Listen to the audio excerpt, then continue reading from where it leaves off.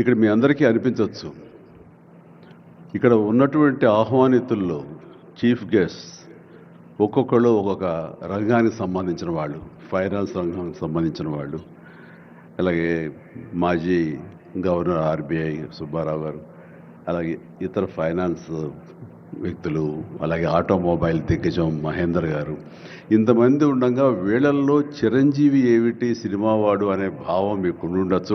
మీకు కదా, నాకే ఉంది అది. నేను ఎంతో ఇక్కడ ఫిట్ అవుతాను అనే నాకే అనిపించచ్చు. కానీ నా మీద ఎంతో గౌరవంతో ఒక సోదరుడుగా మన ముఖ్యమంత్రి గారు చిరంజీవి రావాలి అని నిన్న మన భట్టి విక్రమార్క గారిని, అలాగే IT and industrial minister Sridhar గారిని నా దగ్గరికి పంపించారు. సరిగ్గా వాళ్ళు వచ్చే సమయానికి నేను ఏ పొజిషన్లో ఉన్నాను తెలుసా అండి?